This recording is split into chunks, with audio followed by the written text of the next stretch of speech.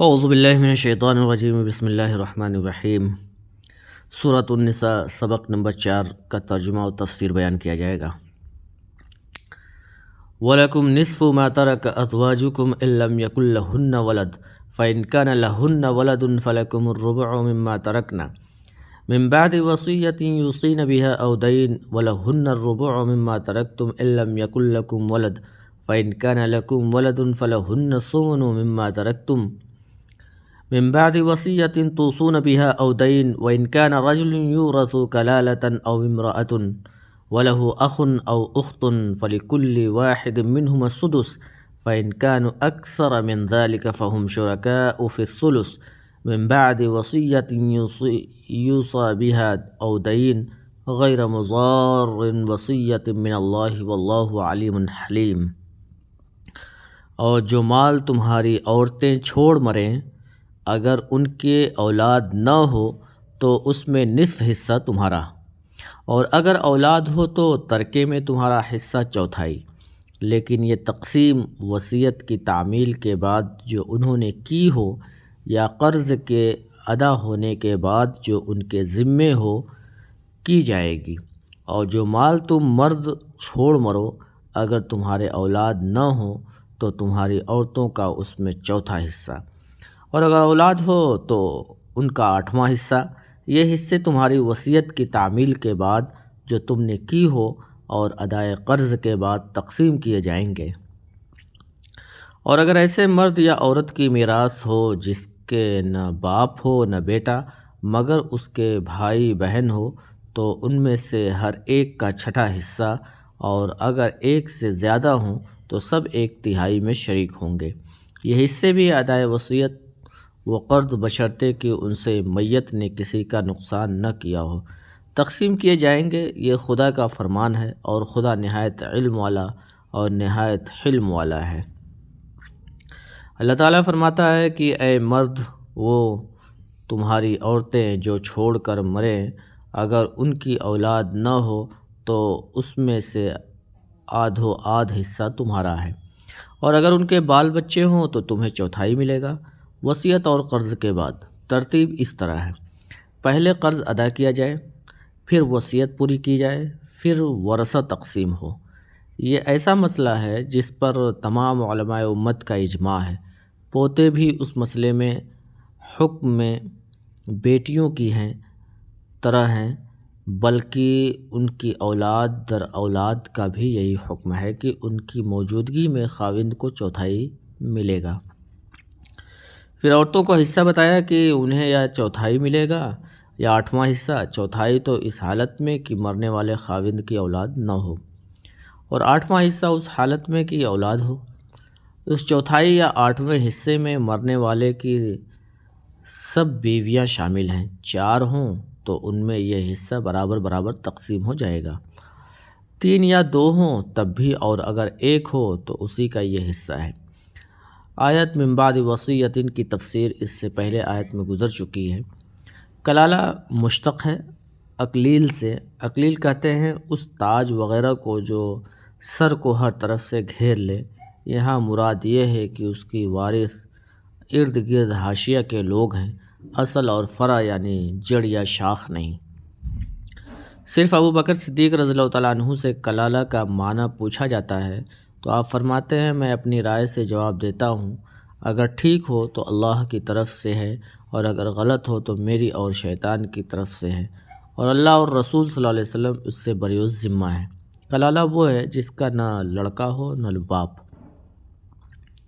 حضرت عمر رضی اللہ تعالیٰ عنہ جب خلیفہ ہوئے تو آپ نے بھی اس سے موافقت کی اور فرمایا مجھے ابو بکر کی رائے سے خلاف کرتے ہوئے شرم آتی ہے۔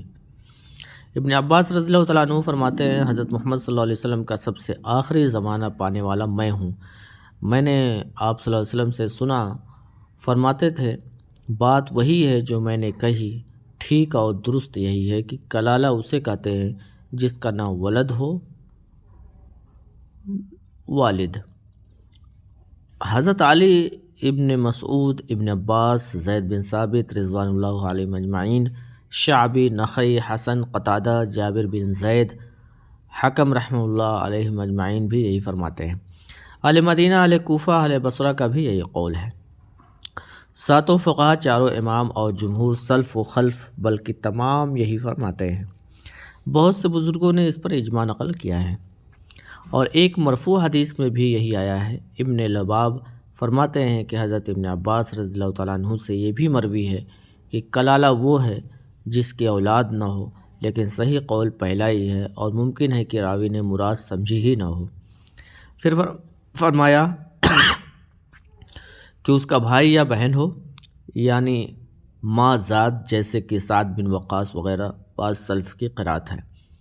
حضرت صدیق اکبر رضی اللہ تعالیٰ عنہ وغیرہ سے بھی یہی تفسیر مروی ہے۔ تو ان میں سے ہر ایک کے لیے چھٹا حصہ ہے، اگر زیادہ ہوں تو ایک ثلث میں سب شریک ہیں۔ مازاد بھائی باقی وارثوں سے کئی وجہ سے مختلف ہے۔ ایک تو یہ کہ یہ باوجود اپنے ورثے کے دلانے والے کے بھی وارث ہوتے ہیں، مثلا ماں۔ دوسرے یہ کہ ان کے مرد و عورت یعنی بہن بھائی میراث میں برابر ہیں۔ تیسری یہ کہ یہ اسی وقت وارث ہوتے ہیں جب کہ میت کلالہ ہو، پس باپ دادا کی یعنی پوتے کی موجودگی میں وارث نہیں ہوتے۔ چوتھے یہ کہ انہیں ثلث سے زیادہ نہیں ملتا، تو گو یہ کہ کتنے ہی ہوں، مرد ہوں یا عورت۔ حضرت عمر رضی اللہ تعالیٰ عنہ کا فیصلہ ہے کہ ماں ذات بھائی بہن بھائی کا ورثہ آپس میں اس طرح بٹے گا کہ مرد کے لیے دوہرا اور عورت کے لیے اکہرا۔ حضرت زہری فرماتے ہیں حضرت عمر رضی اللہ تعالیٰ عنہ ایسا فیصلہ نہیں کر سکتے تا وقتیہ انہوں نے حضور صلی اللہ علیہ وسلم سے یہ سنا ہو۔ آیت میں اتنا تو صاف ہے کہ اگر اس سے زیادہ ہوں تو ثلث میں شریک ہوئیں۔ اس صورت میں علماء کا اختلاف ہے کہ اگر میت کے وارثوں میں خاوند ہو اور ماں ہو یا دادی ہو اور دو ماں ذات بھائی ہوں اور ایک یا ایک سے زیادہ باپ کی طرف سے بھائی ہوں، تو جمہور تو کہتے ہیں کہ اس صورت میں خاوند کو آدھا ملے گا اور ماں یا دادی کو چھٹا حصہ ملے گا، اور ماں ذات بھائی کو تہائی ملے گا، اور اسی میں سگے بھائی بھی شامل ہوں گے۔ قدر مشترک کے طور پر جو ماں ذات بھائی ہے، امیر المؤمنین حضرت عمر فاروق رضی اللہ تعالیٰ عنہ کے زمانے میں ایک ایسی ہی صورت پیش آئی تھی، تو آپ نے خاوند کو آدھا دلوایا اور ثلث ماں ذات بھائی کو دلوایا، تو سگے بھائیوں نے بھی اپنے تئیں پیش کیا۔ آپ نے فرمایا تم ان کے ساتھ شریک ہو۔ حضرت عثمان غنی رضی اللہ تعالیٰ عنہ سے بھی اسی طرح شریک کر دینا مروی ہے، اور دو روایتوں میں سے ایک روایت ایسی ہے، ابن مسعود اور زید بن ثابت اور ابن عباس رضی اللہ تعالیٰ عنہ اجمعین سے بھی مروی ہے۔ حضرت سعید بن مسیب، قاضی شریح، مسروق، طاؤس، محمد بن سیرین، ابراہیم نخعی، عمر بن عبدالعزیز ثوری اور شریک رحمہ اللہ کا قول بھی یہی ہے۔ امام مالک اور امام شافعی اور امام اسحاق بن راہویہ رحمہ اللہ بھی اسی طرف گئے ہیں۔ ہاں، حضرت علی بن ابو طالب رضی اللہ تعالیٰ عنہ اس میں شرکت کے قائل نہ تھے، بلکہ آپ اولاد کو اس حالت میں ثلث دلواتے تھے اور ایک ماں باپ کی اولاد کو کچھ نہیں دلاتے تھے، اس لیے کہ یہ عصبہ ہیں، اور عصبہ اس وقت پاتے ہیں جب ذوی الفرض سے بچ جائے۔ بلکہ وکیع بن جراح کہتے ہیں حضرت علی سے اس کے خلاف مروی ہی نہیں ہے۔ حضرت ابی بن کعب، حضرت ابو موسیٰ اشعری کا قول بھی یہی ہے۔ ابن عباس رضی اللہ تعالیٰ عنہ سے بھی مشہور یہی ہے۔ شعبی، ابن ابی لیلہ، ابو حنیفہ، ابو یوسف، محمد بن حسن، حسن بن زیاد، ظفر بن حزیل، امام احمد، یحییٰ بن آدم، نعیم بن حماد، ابو ثور، داؤد ظاہری بھی اسی طرف گئے ہیں۔ ابو الحسن بن لبان فرزی نے بھی اسی کو اختیار کیا ہے۔ ملاحظہ ہو ان کی کتاب الاعجاز۔ پھر فرمایا یہ وصیت کے جاری کرنے کے بعد ہے۔ وصیت ایسی ہو جس میں خلاف عدل نہ ہو، کسی کو ضرر اور نقصان نہ پہنچایا گیا ہو، نہ کسی پر جبر و ظلم کیا گیا ہو، کسی وارث کا نہ ہو، ورثہ مارا گیا ہو، نہ کم و بیش کیا گیا ہو، اس کے خلاف وصیت کرنے والا اور ایسی خلاف شرع وصیت میں کوشش کرنے والا، اللہ کے حکم اور اس کی شریعت میں اس کے خلاف کرنے والا اور اس سے لڑنے والا ہے۔ رسول صلی اللہ علیہ وسلم فرماتے ہیں وصیت میں کسی کو ضرر و نقصان پہنچانا کبیرہ گناہ ہے۔ نسائی میں حضرت ابن عباس رضی اللہ تعالیٰ عنہ کا قول بھی اسی طرح مروی ہے۔ بعض روایتوں میں حضرت ابن عباس رضی اللہ تعالیٰ عنہ سے اس فرمان کے بعد آیت کے اس ٹکڑے کی تلاوت کرنا بھی مروی ہے۔ امام ابن جریر کے قول کے مطابق ٹھیک بات یہی ہے کہ یہ مرفوع حدیث نہیں، موقوف قول ہے۔ ائمہ کرام کا اس میں اختلاف ہے کہ وارث کے لیے جو اقرار میت کر جائے آیا وہ صحیح ہے یا نہیں۔ بعض کہتے ہیں صحیح نہیں ہے، اس لیے کہ اس میں تہمت لگنے کی گنجائش ہے۔ حدیث شریف میں بسند صحیح آ چکا ہے کہ اللہ تعالیٰ نے ہر حقدار کو اس کا حق پہنچا دیا ہے، اب وارث کے لیے کوئی وصیت نہیں۔ مالک، احمد بن حنبل، ابو حنیفہ کا قول یہی ہے۔ شافعی کا بھی پہلا قول یہی تھا، لیکن آخری قول یہ ہے کہ اقرار کرنا صحیح مانا جائے گا۔ طاؤس، حسن، عمر بن عبدالعزیز کا قول بھی یہی ہے۔ حضرت امام بخاری رحمہ اللہ بھی اسی کو پسند کرتے ہیں اور اپنی کتاب صحیح بخاری شریف میں اسی کو ترجیح دیتے ہیں۔ ان کی دلیل ایک یہ روایت بھی ہے کہ حضرت رافع بن خدیج رضی اللہ تعالیٰ عنہ نے وصیت کی کہ فزاریہ نے جس چیز پر اپنے دروازے بند کر رکھے ہوں وہ نہ کھولے جائیں۔ حضرت امام بخاری رحمہ اللہ نے پھر فرمایا کہ بعض لوگ کہتے ہیں بسبب وارثوں کے ساتھ بدگمانی کے اس کا یہ اقرار جائز نہیں، لیکن میں کہتا ہوں کہ رسول صلی اللہ علیہ وسلم نے تو فرمایا ہے بدگمانی سے بچو، بدگمانی تو سب سے زیادہ جھوٹ ہے۔ قرآن کریم میں فرمان اللہ موجود ہے کہ اللہ تعالیٰ تمہیں حکم دیتا ہے کہ جس کی جو امانت ہو وہ پہنچا دو۔ اس وارث اور غیر وارث کی کوئی تخصیص نہیں۔ یاد رہے کہ یہ اختلاف اس وقت ہے جب اقرار فی الواقع صحیح ہو اور نفس الامر کے مطابق ہو، اور اگر صرف حیلہ سازی ہو اور بعض وارثوں کو زیادہ دینے اور بعض کو کم پہنچانے کے لیے ایک بہانہ بنا لیا ہو تو بالاجماع اس سے پورا کرنا حرام ہے۔ اور اس آیت کے صاف الفاظ بھی اس کی حرمت کا فتویٰ دیتے ہیں۔ اقرار فی الواقع صحیح ہونے کی صورت میں اس کا پورا کرنا ضروری ہے، جیسا کہ دوسری جماعت کا قول ہے اور جیسا کہ حضرت امام بخاری رحمہ اللہ کا مذہب ہے۔ پھر فرمایا یہ اللہ عز و جل احکام ہیں، اللہ عظیم و اعلیٰ علم و حلم والا ہے۔ تلک حدود اللہ ومن یطیع اللہ ورسولہ یدخلہ جنات تجری من تحتہا الانہار خالدین فیہا وذلک الفوز العظیم۔ یہ تمام احکام اللہ کی حدیں ہیں، اور جو شخص خود اللہ اور اس کے پیغمبر کی فرمانبرداری کرے گا اللہ اس کو بہشتوں میں داخل کرے گا جن میں نہریں بہہ رہی ہیں، وہ ان میں ہمیشہ رہیں گے، اور یہ بڑی کامیابی ہے۔ اور جو شخص اللہ تعالیٰ کی اور اس کے رسول صلی اللہ علیہ وسلم کی نافرمانی کرے اور اس کی مقرر کی ہوئی حدوں سے آگے نکل جائے اسے وہ جہنم میں ڈال دے گا جس میں ہمیشہ رہے گا۔ ایسوں کے لیے اہانت کرنے والا عذاب ہے، یعنی یہ فرائض اور یہ مقدار جسے اللہ تعالیٰ نے مقرر کیا ہے، اور میت کے وارثوں کو ان کی قرابت کی نزدیکی اور ان کی حاجت کے مطابق جتنا جسے دلوایا ہے۔ یہ سب اللہ سبحانہ و تعالیٰ کے حدود ہیں۔ تم ان حدوں کو نہ توڑو نہ اس سے آگے بڑھو۔ جو شخص اللہ عز و جل کے ان احکام کو مان لے، کوئی حیلہ حوالہ کر کے کسی وارث کو کم بیش دلوانے کی کوشش نہ کرے، حکم الہ اور فریضہ الہ جوں کا توں بجا لائے، اللہ کا وعدہ ہے کہ وہ اسے ہمیشہ لینے والی نہروں کے جنت میں داخل کرے گا۔ یہ کامیاب نصیب اور مقصد کو پہنچنے والا ہے اور مراد کو پانے والا ہوگا۔ اور جو اللہ کے کسی حکم کو بدلے، کسی وارث کے ورثے کو کم و بیش کر دے، رضا الہی کو پیش نظر نہ رکھے بلکہ اس کے حکم کو رد کر دے اور اس کے خلاف عمل کرے، وہ اللہ کی تقسیم کو اچھی نظر سے نہیں دیکھتا اور اس کے حکم کو عدل نہیں سمجھتا، تو ایسا شخص ہمیشہ رہنے والی رسوائی اور اہانت والے دردناک اور ہیبت ناک عذابوں میں مبتلا رہے گا۔ رسول اللہ صلی اللہ علیہ وسلم فرماتے ہیں کہ ایک شخص 70 سال تک نیکی کے عمل کرتا رہتا ہے، پھر وصیت کے وقت ظلم و ستم کرتا ہے، اس کا خاتمہ برے عمل پر ہوتا ہے اور وہ جہنمی بن جاتا ہے۔ اور ایک شخص برائی کا عمل 70 سال تک کرتا رہتا ہے، پھر اپنی وصیت میں عدل کرتا ہے اور خاتمہ اس کا بہتر ہو جاتا ہے تو جنت میں داخل ہو جاتا ہے۔ پھر حدیث کے راوی حضرت ابو ہریرہ رضی اللہ تعالیٰ عنہ فرماتے ہیں، اس آیت کو پڑھو، تلک حدود اللہ ومن یطیع اللہ ورسولہ یدخلہ جنات تجری من تحتها الانہار خالدین فیہا وذلک الفوز العظیم ومن یعص اللہ ورسولہ ویتعد حدودہ یدخلہ نارا خالدا فیہا ولہ عذاب مہین، سے عذاب مہین تک۔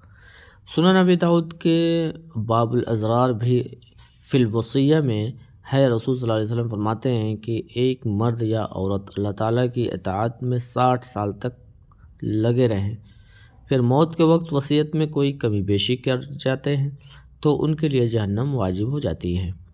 پھر حضرت ابو ہریرہ رضی اللہ تعالیٰ عنہ نے آیت من بعد وصیۃ سے آخر آیت تک پڑھی۔ ترمذی اور ابن ماجہ میں بھی یہ حدیث ہے۔ امام ترمذی اسے غریب کہتے ہیں، مسند احمد میں یہ حدیث تمام و کمال کے ساتھ موجود ہے۔ ومن یعص اللہ ورسولہ یتعد حدودہ یدخلہ نارا خالدا فیہا ولہ عذاب مہین، اور جو اللہ اور اس کے رسول کی نافرمانی کرے گا اور اس کے حدوں سے نکل جائے گا، اس کو اللہ دوزخ میں ڈالے گا جہاں وہ ہمیشہ رہے گا اور اس کو ذلت کا عذاب ہوگا۔ واللاتی یأتین الفاحشۃ من نسائکم فاستشہدوا علیہن اربعۃ منکم فإن شہدوا فأمسکوہن فی البیوت حتی یتوفاہن الموت او یجعل اللہ لہن سبیلا۔ مسلمانوں، تمہاری عورتوں میں جو بدکاری کا ارتکاب کر بیٹھیں، ان پر اپنے لوگوں میں سے 4 شخصوں کی شہادت لو۔ اگر وہ ان کی بدکاری کی گواہی دے دیں تو ان عورتوں کو گھروں میں بند رکھو یہاں تک کہ موت ان کا کام تمام کر دے یا اللہ ان کے لیے کوئی اور سبیل پیدا کرے۔ ابتدائی اسلام میں یہ حکم تھا کہ جب عادل گواہوں کی سچی گواہی سے کسی عورت کی سیاہ کاری ثابت ہو جائے تو اسے گھر سے باہر نہ نکلنے دیا جائے، گھر میں ہی قید کر دیا جائے اور جنم قید یعنی موت سے پہلے اسے چھوڑا نہ جائے۔ اس فیصلے کے بعد یہ اور بات ہے کہ اللہ ان کے لیے کوئی اور راستہ پیدا کر دے۔ پھر جب دوسری صورت کی سزا تجویز ہوئی تو وہ منسوخ ہو گئی اور یہ حکم بھی منسوخ ہوا۔ حضرت ابن عباس رضی اللہ تعالیٰ عنہ فرماتے ہیں، جب تک سورہ نور کی آیت نہیں اتری تھی زناکار عورت کے لیے یہی حکم رہا۔ پھر اس آیت میں شادی شدہ کو رجم کرنے یعنی پتھر مار مار کر مار ڈالنے اور بے شادی شدہ کو کوڑے مارنے کا حکم اترا۔ حضرت اکرمہ، حضرت سعید بن جبیر، حضرت حسن، حضرت عطا خراسانی، حضرت ابو صالح، حضرت قتادہ، حضرت زید بن اسلم اور حضرت ضحاک کا بھی یہی قول ہے کہ یہ آیت منسوخ ہے اور اس پر سب کا اتفاق ہے۔ حضرت عبادہ بن صامت رضی اللہ تعالیٰ عنہ فرماتے ہیں کہ رسول صلی اللہ علیہ وسلم پر جب وحی اترتی تو آپ پر اس کا بڑا اثر ہوتا اور تکلیف محسوس ہوتی اور چہرے کا رنگ بدل جاتا۔ پس اللہ تعالیٰ نے ایک دن اپنے نبی پر وحی نازل فرمائی۔ کیفیت وحی سے نکلے تو آپ نے فرمایا، مجھ سے حکم الہی لو، اللہ تعالیٰ نے سیاہ کار عورتوں کے لیے راستہ نکال دیا ہے۔ اگر شادی شدہ عورت یا شادی شدہ مرد سے اس جرم کا ارتکاب ہو تو 100 کوڑے اور پتھروں سے مار ڈالنا، اور غیر شادی شدہ ہوں تو 100 کوڑے اور 1 سال کی جلا وطنی۔ ترمذی وغیرہ میں بھی یہ حدیث الفاظ کچھ تبدیلی کے ساتھ مروی ہے۔ امام ترمذی اسے حسن صحیح کہتے ہیں۔ اسی طرح ابو داؤد میں بھی ابن مردویہ کی غریب حدیث میں کنوارے اور بیاہے ہوئے کے حکم کے ساتھ ہی یہ بھی ہے کہ دونوں اگر بوڑھے ہوں تو انہیں رجم کر دیا جائے، لیکن یہ حدیث غریب ہے۔ طبرانی میں ہے، حضور صلی اللہ علیہ وسلم نے فرمایا، سورہ نساء کے اترنے کے بعد اب روک رکھنے کا یعنی عورتوں کو گھروں میں قید رکھنے کا حکم نہیں رہا۔ امام احمد کا مذہب اس حدیث کے مطابق یہی ہے کہ زانی شدہ شادی شدہ کو کوڑے بھی لگائے جائیں گے اور رجم بھی کیا جائے گا، اور جمہور کہتے ہیں کہ کوڑے نہیں لگیں گے، صرف رجم کیا جائے گا، اس لیے کہ نبی صلی اللہ علیہ وسلم نے حضرت معاذ رضی اللہ تعالیٰ عنہ کو اور غامدیہ عورت کو رجم کیا لیکن کوڑے نہیں مارے۔ اسی طرح 2 یہودیوں کو بھی آپ نے رجم کا حکم دیا اور رجم سے پہلے بھی انہیں کوڑے نہیں لگوائے۔ پھر جمہور کے اس قول کے مطابق معلوم ہوا کہ انہیں کوڑے لگانے کا حکم منسوخ ہے۔ پھر فرمایا، اس بے حیائی کے کام کو 2 مرد اگر آپس میں کریں، انہیں ایذا پہنچاؤ یعنی برا بھلا کہہ کر، شرم وغیرہ دلا کر، جوتیاں لگا کر۔ یہ حکم بھی اسی طرح پر رہا یہاں تک کہ اسے بھی اللہ تعالیٰ نے کوڑے اور رجم سے منسوخ فرمایا۔ حضرت اکرمہ، عطا، حسن، عبداللہ بن کثیر فرماتے ہیں، اس سے مراد بھی مرد و عورت ہیں۔ سدی فرماتے ہیں مراد وہ نوجوان مرد ہیں جو شادی شدہ نہ ہوں۔ حضرت مجاہد فرماتے ہیں لواطت کے بارے میں یہ آیت ہے۔ رسول صلی اللہ علیہ وسلم فرماتے ہیں جسے تم لوطی فعل کرتے دیکھو تو فاعل مفعول دونوں کو قتل کر ڈالو۔ ہاں اگر یہ دونوں باز آ جائیں، اپنی بدکاری سے توبہ کریں، اپنے اعمال کی اصلاح کر لیں اور ٹھیک ٹھاک ہو جائیں تو اب ان کے ساتھ درست کلامی اور سختی سے پیش نہ آؤ، اس لیے کہ گناہ سے توبہ کر لینے والا مثل گناہ نہ کرنے والے کے ہیں۔ اللہ تعالیٰ توبہ قبول کرنے والا اور درگزر کرنے والا ہے۔ بخاری و مسلم میں رسول صلی اللہ علیہ وسلم فرماتے ہیں اگر کسی کی لونڈی بدکاری کرے تو اس کا مالک اسے حد لگا دے اور ڈانٹ ڈپٹ نہ کرے، یعنی حد لگ جانے کے بعد پھر اسے عار نہ دلایا کرے، کیونکہ حد کفارہ ہے۔